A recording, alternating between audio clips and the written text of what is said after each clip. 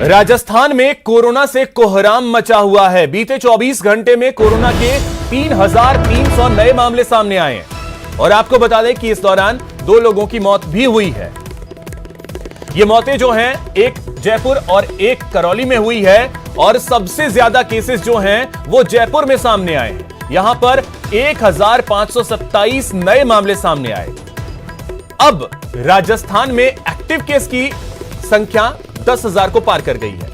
10,287 active case हैं इस समय प्रदेश में।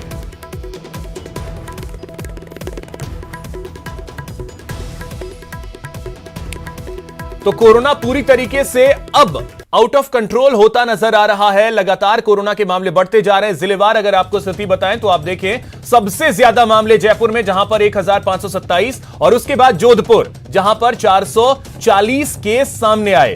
फिर उदयपुर 189 केस, बीकानेर में 187, अजमेर में 103 केस हैं।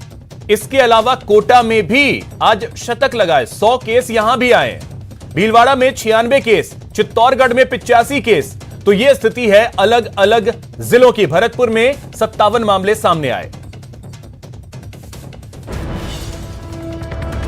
अब देखिए ग्राफ हम आपको दिखा रहे हैं कि किस तरीके से कोरोना का ग्राफ लगातार बढ़ता जा रहा है। 3 जनवरी को 550 केस आए थे और 4 जनवरी को यह 2 गुना से भी ज्यादा हो गया, 1137 केस।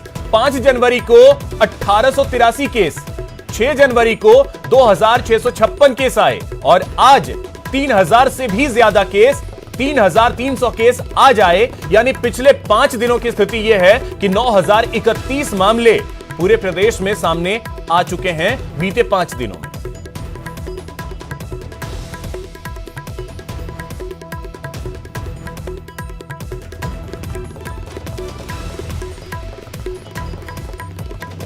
राजस्थान के मुख्यमंत्री अशोक गहलोत कोरोना और वैक्सीनेशन को लेकर अफसरों और मेडिकल एक्सपर्ट के साथ वीसी की।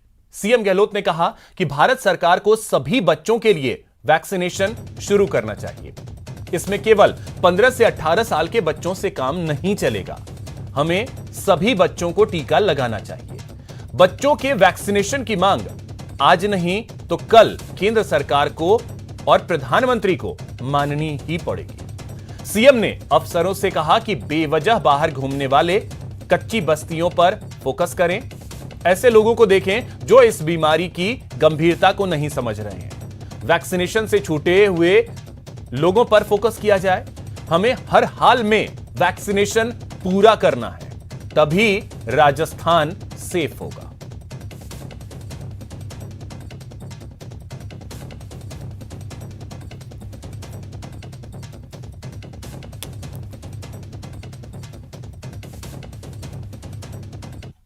का मामला 18 साल से बच्चों का आया है।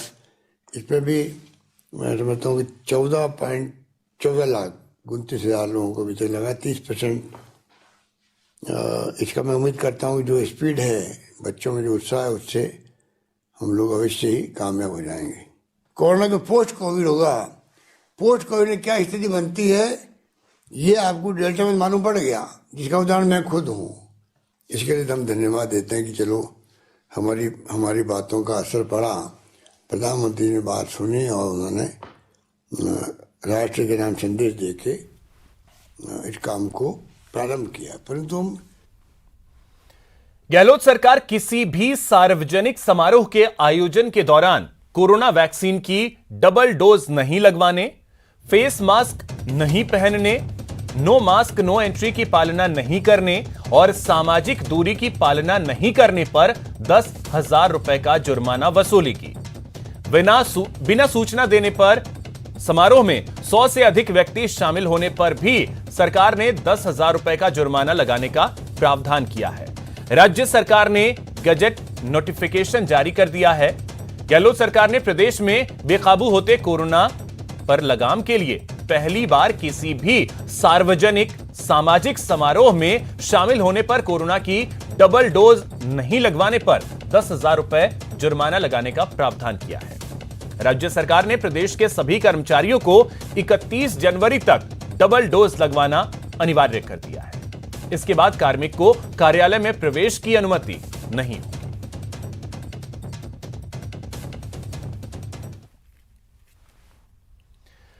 अब चलिए आपको बताते हैं न्यूज 18 की खबर का एक दमदार असर हुआ है।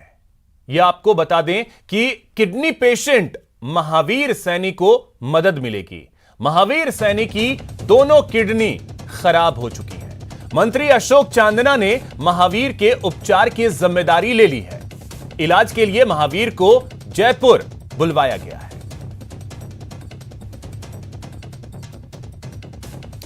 तो न्यूज 18 की खबर का एक दमदार असर। आपको बता दें कि हमने यह खबर आपको कल ही बताई थी कि किस तरीके से महावीर सैनी जो है उसकी दोनों किडनियां खराब हो चुकी हैं और उसकी पत्नी और उसकी मां किडनी देने को तैयार है, लेकिन पैसे इनके पास ट्रांसप्लांट के लिए नहीं हैं।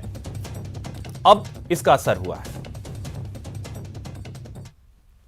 यहां रुकेंगे एक छोटे से ब्रेक के लिए। ब्रेक के बाद देखिए शहर शहर खाद को लेकर हंगामा।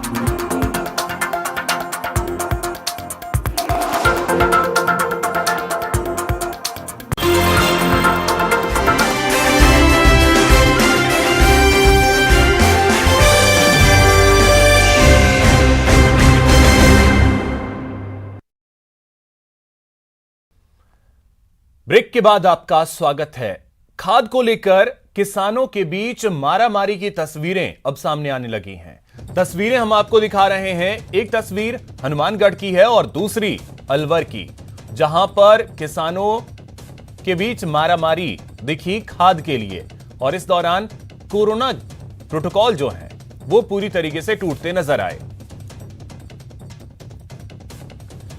यूरिया खाद की कितनी किल्लत है, इस वीडियो को देखकर अंदाजा आप लगा सकते हैं। अलवर के नारायणपुर के गढ़ी मामोड़ गांव में शुक्रवार को खाद का ट्रक आया तो यूरिया लेने के लिए हजारों किसानों की भीड़ इकट्ठा हो गई। एक बोरी यूरिया के लिए लोग ट्रक के पीछे दौड़ते नजर आए। बीच में पुलिस की जिप्सी भी थी, लेकिन वो भी लोगों को नियंत्रित नहीं कर पा रही थी। अलवर में यूरिया की इतनी किल्लत पहली बार देखी गई। बढ़ते कोरोना संक्रमण के बीच हजारों किसानों का बिना सोशल डिस्टेंसिंग के जुटना चिंता का विषय है। किसानों का कहना है कि कोरोना से बचने के साथ ही फसलों को भी चौपट होने से बचाना जरूरी है।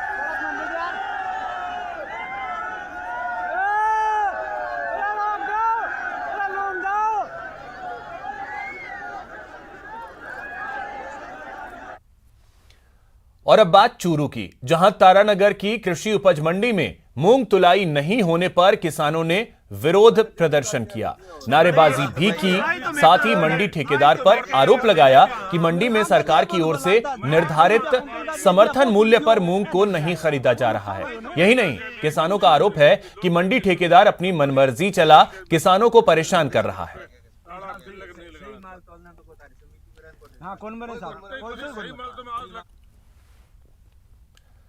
और अब बात धौलपुर की, जहां बस इन वाब में एक बार फिर से जल संसाधन विभाग के अधिकारियों की अनदेखी सामने आई है। भगोरा हेड से निकली माइनर की पक्की पटरी जारौली पुलिया के पास टूटने से किसानों की कई बीघा खेतों में खड़ी फसल जलमग्न हो गई, जिसके बाद किसानों ने नहर टूटने की सूचना सिंचाई विभाग के अधिकारियों को दी, लेकिन अधिकारियों की लापरवाही के चलते नहर का पानी कई घंटों तक खेत में भरता रहा, जिससे किसानों को नुकसान की आशंका है।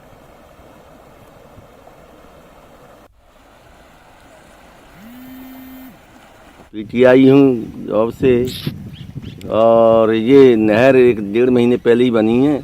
इसमें पानी चल रहा है और कल बारिश शुरू हो गई तो उससे क्या है कि ये एक मैदर टूट गई। भगोरा वाली नहर है ये, और उसमें पोखर में जो फसल खड़ी थी वो सब डूब गई है पूरी। ठीक है, विभाग के अधिकारियों को बता दी है, विभाग के अधिकारियों को बता दी। हाँ, विभाग के अधिकारियों को सूचित करें तो ये बंद हो जाए, इससे अपना ज्यादा नुकसान नहीं।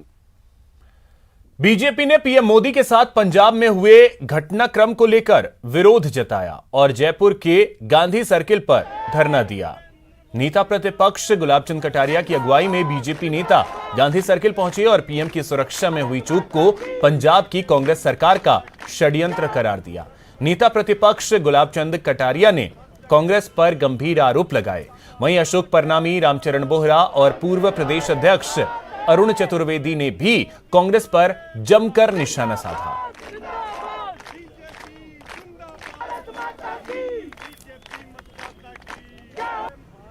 पंजाब में प्रधानमंत्री नरेंद्र मोदी की सुरक्षा में हुई चूक के मामले को लेकर बीजेपी आंदोलन पर उतर आई है। जयपुर में गांधी सर्किल पर बीजेपी के तमाम बड़े नेता धरना दे रहे हैं और जो सुरक्षा में चूक हुई उसको लेकर के विरोध जता रहे हैं। वहाँ के मुख्यमंत्री ने, वहाँ के डीजीपी ने, वहाँ के सीएस ने जिस प्रकार की जो लापरवाही की है, उस लापरवाही को देखते हुए हमारे देश के यशस्वी प्रधानमंत्री जिन्होंने भारतवर्ष को ऊंचाइयों पर ले जाने का काम किया, भारतवर्ष को एक श्रेष्ठ बनाने का, एक भारत श्रेष्ठ भारत बनाने का काम किया, उनकी सुरक्षा में जिस प्रकार की जो चूक हुई है, उस चूक पर आज भारतीय जनता पार्टी धिक्कार। चलिए अब देखते हैं क्राइम टॉप 10। अजमेर के गांधी भवन चौराहे पर रेलवे स्टेशन के एंट्री गेट के बाहर एक युवक का शव मिलने से सनसनी फैल गई। पुलिस ने मामले को संदिग्ध मानते हुए जांच शुरू कर दी। कोटा में एक महिला ने एक पुलिस अधिकारी के खिलाफ दुष्कर्म का मामला दर्ज करवाया है। आरोपी पुलिसकर्मी ने झालावाड़ महिला थाने में एसआई के आरोपी पुलिसकर्मी झालावाड़ महिला पुलिस थाने में एसआई के पद पर तैनात है। नाबालिग लड़की को अश्लील मैसेज भेजने के मामले में बारा पुलिस ने आरोपी युवक को गिरफ्तार किया। जयपुर पुलिस ने मोबाइल चोरी स्नैचिंग की वारदात करने वाले गैंग का खुलासा किया है। 2 लोगों को गिरफ्तार किया। टोंक में एक रोडवेज बस में कुछ युवक तोड़फोड़ कर फरार हो गए। बाड़मेर में बैंक में पैसा जमा कराने गए एक शख्स की जेब से 12,000 रुपए की चोरी हो गई। पूरी वारदात सीसीटीवी कैमरे में कैद हो गई। राजसमंद की केलवा पुलिस ने अवैध हथियार के साथ एक आरोपी को गिरफ्तार किया।